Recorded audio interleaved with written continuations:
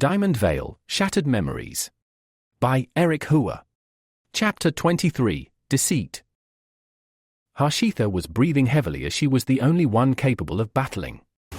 Not only was her opponent tough, but she had other concerns. She had to be cautious with her spells as any strong iterations could cause collateral damage and harm Ashima, who was lying on the floor.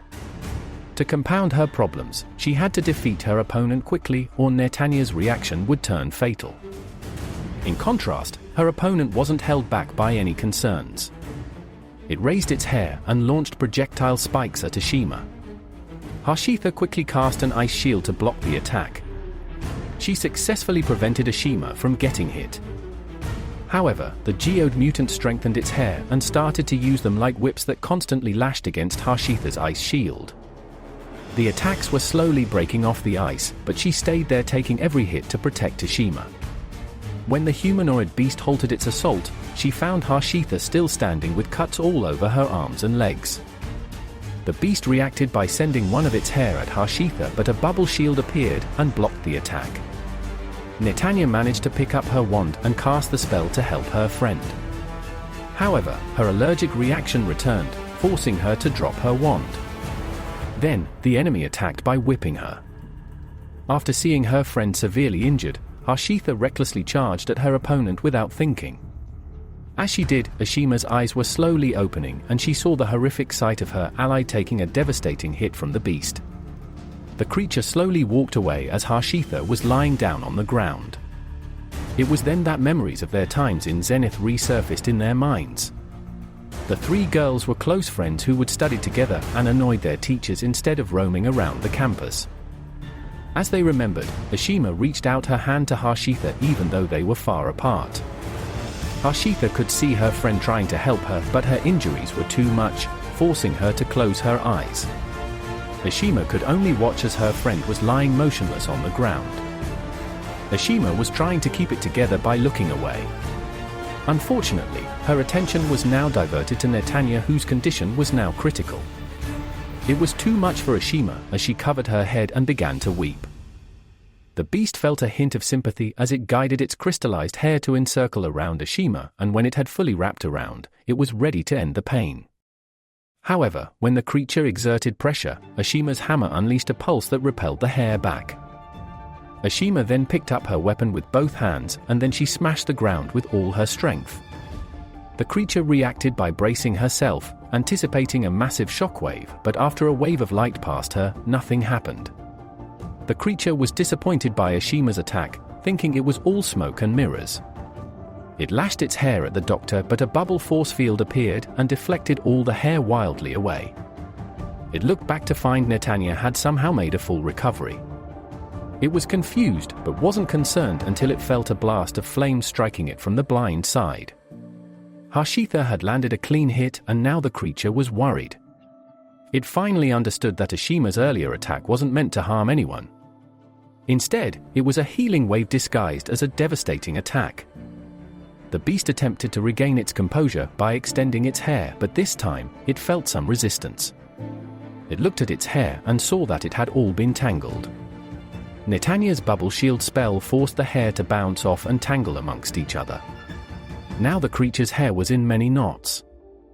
With its greatest weapon nullified, it shivered in fear as Harshitha unleashed her geode breaker. For a brief moment, she was given an immense amount of energy that was stored in her source. With all this energy, it gave her the ability to cast one of the most destructive spells known to all magicians. Feeling its life threatened, the beast attempted to flee, but Ashima slammed the ground with her hammer and radiant chains burst from below to restrain their foe. Clouds began to form and raining down from the sky were meteors infused with her magical energy. Although this spell was powerful, it came with huge drawbacks, one being that Harshitha couldn't control where all the meteors would land. Many would strike around the vicinity of her enemy, but the rest were a coin toss. Some of them were heading straight for Harshitha and Ashima.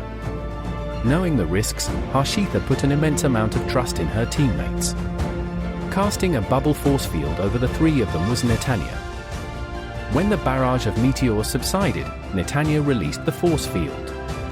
Harshitha and Ashima were both unharmed.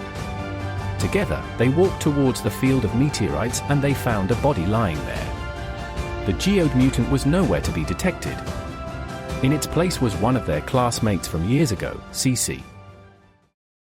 After what seemed like an eternity traversing the polluted wilds, Vihaan led the small crew to a laboratory hidden deep within the forest.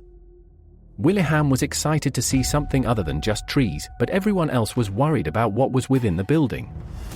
As they approached the entrance, they saw a familiar face that gave them a peace of mind, Rice. He told everyone that both Vihaan and Master Volis were inside. Wanting to save their friend and defeat the headmaster, they began to rush towards the lab. Vihaan took one step forward, but his instinct sensed an ominous presence heading towards them. The lizard leapt in front of Vihaan, who was about to be struck. However, the force of the attack sent Vihaan crashing into Vihaan and they both slammed into a tree. Dante, Arnov and Arya were in shock as the person who landed the attack wasn't someone they had expected to be their enemy. Rice stood before them, announcing that he would be their opponent. In another area of the polluted wilds, Kira, Myla, and Leo had been walking for a long time. It was getting to the point where Kira and Myla were getting on each other's nerves. The two were about to throw punches at each other. Leo was rolling his eyes in response to their immaturity, but suddenly he stopped, and both Kira and Myla bumped into his back. Kira held out her hand to tell Myla to be quiet. Without their arguing, they could all sense the ground rumbling. Bursting out of the ground were the mindless Geode-Mutants. The three of them were trying to find their balance from all the shaking, but once they regained their footing, they looked on and saw the countless number of enemies before them. Leo initiated as he jumped into the fray by himself. Myla was ready to follow, but Kira stopped her. Kira pointed to the direction for Myla to go as Leo and her were going to distract the mutants for her. Myla thanked the two for their efforts and ran while Kira supported Leo against the multitudes of Geode-Mutants. Myla continued moving forward because she knew that the fighting would not end until they stopped Volis. Eventually, the laboratory was in Myla's line of sight. She was ready to make the final stretch to her destination until she saw someone struggling to stand up. She rushed towards the person and after asking to see his condition, the man looked up and Myla immediately recognized him. It was Vihaan, her former classmate. He urgently told Myla that Arya, Dante, and Arnov were currently battling Rice. Myla was conflicted.